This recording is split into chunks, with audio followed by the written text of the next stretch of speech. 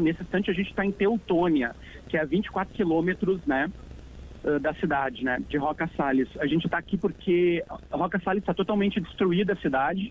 Eles estão sem luz, sem água, sem energia elétrica, e já começam a acontecer alguns saques nos supermercados e mercados, porque como a água subiu muito do rio Taquari, né, nos últimos dias, invadiu tudo, então arrebentou portas, paredes, derrubou. O cenário é realmente muito impressionante, como eu mencionei de manhã na minha entrada mais cedo na rádio. É muito pior do que eu vi, por exemplo, no litoral norte, né, em Cará, que eu fui poucas horas depois de tudo ter acontecido lá e já era uma cena muito forte. Em Roca Salles, o que eu posso dizer é que é um cenário tão devastador que, por exemplo, na linha conhecida como 31 de março, a impressão que eu tinha caminhando no meio dos destroços, junto com o fotógrafo Lauro Alves e com o motorista Adriano Teixeira, era que tinham jogado uma bomba dessas grandes de guerra mesmo, uma bomba atômica, porque eram carros de cabeça para baixo, postes, dezenas, não eram um ou outro, eram realmente dezenas de postes caídos, muitos fios, as pessoas realmente vagando pelas ruas, porque como a gente saiu de madrugada muito cedo de Porto Alegre, a gente chegou também muito cedo aqui. Então as pessoas ainda estão muito impactadas com a situação. A gente encontrou o prefeito, inclusive, vagando na rua com essas pessoas, também muito transtornado. O prefeito Hamilton Fontana nos falou em 12 óbitos. A gente sabe que confirmados são 6, mas ele nos falou em 12. E, infelizmente, o que eu tenho a dizer para os ouvintes é que a gente acha que, pelo menos em Roca Salles, esse número vai subir, porque tinha muitas casas de material que desabaram com famílias dentro. E tinha pessoas do lado de fora que estavam esperando para ver, né, para ver se encontravam algum familiar, isso em alguns pontos. Então a gente acha que esse número, a tendência, infelizmente, de dar essa notícia é que possa subir.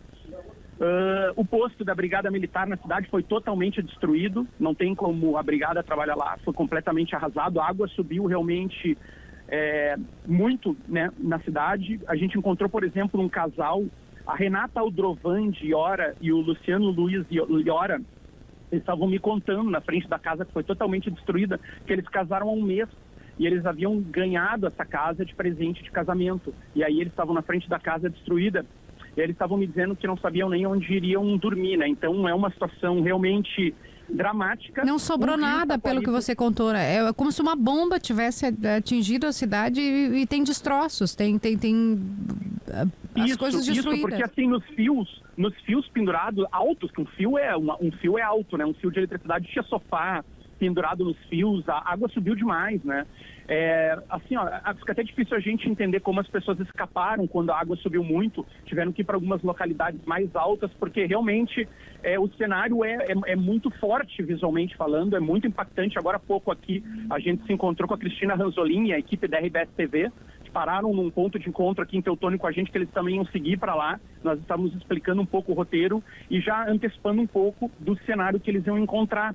Até em algumas localidades que não são tão perto, por exemplo, de Mussum, a coisa também foi muito forte. Por exemplo, a 30 quilômetros de Mussum, nós fomos numa localidade chamada 21 de Abril, que passavam casas boiando, não por nós, né, porque a água já baixou, mas falando com moradores que disseram, 2 dias passavam a água boiando por aqui.